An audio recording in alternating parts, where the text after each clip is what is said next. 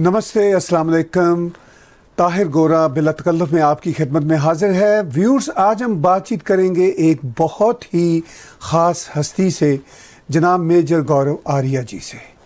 आप पूरे south Asia में बहुत जाने जाते हैं, पाकिस्तान में भारत से ज़्यादा जाने जाते हैं, और चाहे फ़ौज की दुनिया हो, चाहे जर्नलिज़म की दुनिया हो, चाहे इंटेलिजेंस की दुनिया हो, और चाहे अपनी ज़ाती विज़डम हो, मेजर गौरव आर्या जी किसी चीज़ से पीछे नहीं हैं। मैं नमस्कार करता हूँ, खुश आमदीद करता हूँ मेजर गौरव आर्या जी का। आपका पाकिस्तान में पुतला जलाया गया, मैं बात यहाँ से शुरू करता हूँ। ये तो जो ऑनर होता है बड़े बड़े लोगों को मिलता है, प्रेसिडेंट ट्रंप को मिलता है, इस तरह के लोगों को मिलता है, तो आपकी क्या फीलिंग थी इस शुभ घड़ी पर? अब मुझे तो समझ में नहीं आया। मुझे जब वीडियो आया तो मैं थोड़ा सा कंफ्यूज था कि ये पुतला मेरा क्यों जला रहे हैं। फिर पता लगा काफी जगह जलाया गया था पुतला, और गधे पर भी बैठाया।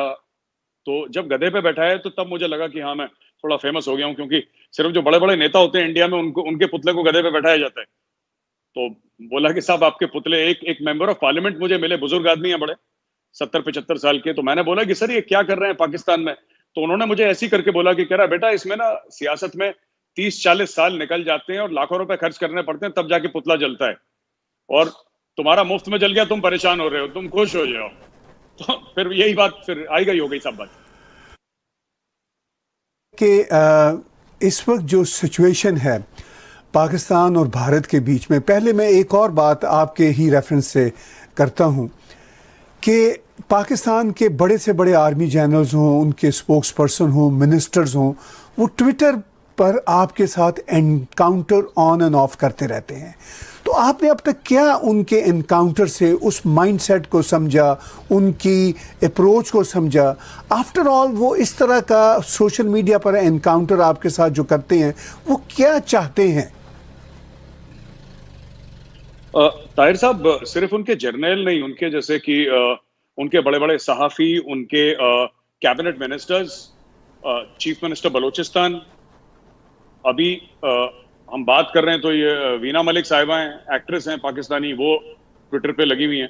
तो इनकी कोई, मुझे ऐसा लगता है कि साहब कोई दुखती रग है जो जिस पे हाथ रख दिया है, जिससे परेशान हो गए। और मैं यहाँ पे वाज़ेह तौर से एक बात कहना चाहता हूँ, हमने कभी आम पाकिस्तानियों को ऐसा, देखिए, जिनको मैं जानता नहीं उनसे नफरत कैसी, हम तो जानते ही नहीं, हम कभी मतलब हम ऐसा हमारा कोई इंटरेक्शन रहा नहीं पाकिस्तानियों के साथ। जो आम पाकिस्तानी शहरी हैं, वहाँ के सिटीजन्स की मैं बात कर रहा हूँ, लेकिन हमारा जो इख्तलाफ है उनकी फौज के साथ है, उनकी ISI के साथ है, उनकी डीप स्टेट के साथ है, जो गलत हरकतें करते हैं इंडिया में और पाकिस्तान में भी, तो उनके खिलाफ आवाज उठाते हैं, इनको पसंद नहीं आता। तो अभी हाल फिलहाल में डेथ थ्रेट भी आई थी पाकिस्तान से, वीडियो आया था कि भाई हम आपको, आपका सर काट देंगे और पता नहीं क्या क्या, मार डालेंगे आपको जान से। तो मैंने बोल दिया साहब, वो डेथ थ्रेट जो है वो ट्विटर पे नहीं आती, जिनको करना है वो कर ही देते हैं, फिर ट्वीट नहीं करते उसके बारे में। तो यही चल रहा है साहब। वो थोड़ा सा जर्नल वहां के परेशान है मुझसे। जर्नल वहाँ के परेशान हैं, मीडिया वहाँ के मीडिया के लोग आपसे परेशान हैं, और जैसा कि आपने कहा कि ये सारी जो लड़ाई है ये ट्विटर पे हो रही है या सोशल मीडिया पर हो रही है जी। तो आपको क्या लगता है कि पाकिस्तान की जो एस्टैब्लिशमेंट है, पाकिस्तान की जो पॉलिटिकल एलीट है और जो उनके ट्रोल्स हैं, वो सिर्फ और सिर्फ अपनी अब लड़ाई सोशल मीडिया पर ही करने के काबिल हैं? एक फौजी ट्रेनिंग रखने वाले शख्स होने के नाते आप इसको किस तरह देखते हैं? सर, मैं तो सोचता हूँ कि एक लैक ऑफ कॉन्फिडेंस है कहीं ना कहीं, जो पाकिस्तान का रूलिंग एलीट है। क्योंकि ये लोग, अभी बाजवा साहब को 3 साल का एक्सटेंशन मिला। बाजवा साहब ने बोला भाई भारत से बड़ा खतरा है, हिंदुस्तान से खतरा है, मुझे 3 साल का एक्सटेंशन दो, मैं भारत की बाह मोड़ दूंगा, आंखें फोड़ दूंगा। 3 साल का एक्सटेंशन लिया, फिर बाजवा साहब तो गायब हो गए। अब सारी लड़ाइयां ट्विटर पे हो रही हैं इनकी। और ट्विटर पे इनकी लड़ाइयां क्यों हो रही हैं? क्योंकि अब देखिए, जो गरीब का बच्चा था उसको तो भेज दिया जिहाद लड़ने के लिए कश्मीर में, और जो जितने भी अमीर हैं, इन्होंने बोला साहब ये हमारे बच्चे ये सब नहीं करेंगे। तो पाकिस्तानी फौज लड़ने वाली फौज है ही नहीं, वो लड़ाई नहीं करती। लड़ाई के लिए उन्होंने हाफिज सईद और मौलाना मसूद अजहर जैसे गुर्गे पाल रखे हैं, गुंडे पाल रखे हैं, क्रिमिनल्स पाल रखे हैं, टेररिस्ट पाल रखे हैं, और बाकी अपने मजा करते हैं। तो ये ट्विटर की जो आप बात कर रहे हैं ना ताहिर साहब, ये इनका है एक। अच्छा, एक और बड़ी इंटरेस्टिंग बात मैं आपको बताता चलूं कि मैं ट्विटर पे क्यों हूं। हमने तो अपनी सरकार को कई बार रिप्रेजेंट भी करा कि आप लोग भी इनका जवाब दीजिए। तो हमारी आर्मी का एक हैंडल है ADGPI। तो मैंने आर्मी में भी रिप्रेजेंट करा as a veteran, as a former army officer, कि आप लोग क्यों नहीं ISPR जो है, आप लोग इसका क्यों नहीं जवाब देते। तो उन्होंने मुझे ये बताया कि हमारी ये पॉलिसी नहीं है, हम लोग एक प्रोफेशनल ऑर्गेनाइजेशन है और आर्मी की न्यूज एक आम हिंदुस्तानी को देना वो हमारा काम है। हमारा ये काम नहीं है कि वहां पे जाके पाकिस्तानी कोई सीनियर आदमी है, जनरल है या प्राइम मिनिस्टर, उसको ट्रोल करे। We are a professional army, हम ये सब लोग नहीं करते। तो जब मैं बहुत परेशान हुआ तो मैंने एक दो लोगों को इकट्ठा करा, दोस्तों को इकट्ठा करा। तो मैंने बोला अगर हमारी फौज ये सब चीज नहीं करना चाहती तो ऐसी बात नहीं है कि जो ISPR कर रहा है उसका जवाब नहीं होगा, जवाब हम लोग देंगे बतौर सिविलियंस, क्योंकि अब तो हम फौज छोड़ चुके हैं तो हम भी सिविलियन ही हैं। तो फिर हमने जवाब देना शुरू करा और जवाब देते देते पिछले 3 साल से जवाब दे रहे हैं ताहिर साहब, बात इतनी आगे बढ़ गई कि वो लोग पूरी तरीके से परेशान हो गए कि हो क्या रहा है। और यहाँ पे ज्यादा लोग नहीं है क्योंकि सरकारी तौर पे जैसे वहां पे इंस्टीट्यूशनलाइज्ड है, पाकिस्तान में ISPR है, ISPR की एक बहुत बड़ी बिल्डिंग है, उसमें लोग हैं, सिविलियंस हैं। इंडिया में ऐसा कुछ नहीं है। इंडिया में आप देखिए हमारा जो ऑल्टरनेट हैंडल है, जो ISPR का जो हमारा जो जिसको कहते हैं, जो हमारे यहाँ जो फौज का काम करता है ISPR, that is called ADGPI। आप ADGPI के 100 ट्वीट्स आप देख लीजिए ताहिर साहब, आप उनके पिछले 100 ट्वीट्स देख लीजिए और ISPR के 100 ट्वीट्स देख लीजिए, आपको पता लग जाएगा। आप तो बात कर रहे हैं ISPR के 100 ट्वीट्स के कंपैरिजन विद भारतीय आर्मी के कंपैरिजन के साथ। आप पाकिस्तान के प्राइम मिनिस्टर को देख लें, वो खुद एक ट्रोल का दर्जा रखते हैं। हर दूसरे रोज़ वो कोई ना कोई ऐसी फ़नी बात कर रहे होते हैं, मैं उसको फ़नी कहूँगा, जिसको दुनिया बिल्कुल अहमियत नहीं देती। तो आपने ये भी बताया कि पाकिस्तान की आर्मी के मुकाबले में भारत की आर्मी तो कभी इस तरह की बात का जवाब ही नहीं देती। इस बात का एहसास पाकिस्तान की आर्मी, फौजी जनता, पॉलिटिकल जनता या एस्टैब्लिशमेंट के जो ख़ास लोगों को होता है कि ये हम क्या कर रहे हैं, चूँकि आपकी बहुत इनसाइट है इन चीज़ों पे, क्या कभी उनके यहाँ ये एहसास होता है? नहीं ताहिर साहब, वो अपने हिसाब से तो वो जंग ही लड़ रहे हैं। वो चाहे ट्विटर पे बैठ के उड़ रहे हो हवा में, लेकिन वो उनके लिए जंग है। उनको लगता है कि पाकिस्तानी आर्मी ट्विटर पे ही लड़ाई जीतेगी भारत से। वैसे तो ग्राउंड पे नहीं जीत पाई, 4 जंगें हमारी हो गई हैं, तो अब उनको लग रहा है कि जो अगली लड़ाई होगी ट्विटर पे ही जीतेंगे। इसलिए सारा उनका जो जब आसिफ गफूर साहब थे इनके DG ISPR, तब वो बड़े एक्टिव थे। अब नए वाले आए हैं, वो बिल्कुल भी एक्टिव नहीं है। तो उस समय भी जितनी भी भारत को धमकियां देनी थी या हम तुम्हें सरप्राइज देंगे और अभिनंदन को चाय पिलाई, ये सब एक ही आदमी का था। उस आदमी की पोस्टिंग हो गई, ISPR भी ठंडा पड़ गया। तो बस इनका यही चल रहा है। सब ट्विटर पे महदूद हैं ज्यादातर, ट्विटर फेसबुक पे, इससे ज्यादा वहां पे बस का है नहीं कुछ। थोड़ा सा तो मुझे तो थोड़ा सा सरप्राइजिंग भी लगता है ताहिर साहब। नहीं, देखिए बात यह है कि ये कहते हैं कि हम ट्विटर पे जीतेंगे, मतलब अगर ऑफिशियली नहीं भी कहते तो उनके एक्शंस का मतलब यही है। लेकिन क्या ये असल जीत है और क्या वाकई ये ट्विटर पर जीत रहे हैं, ये 2 सवाल हैं।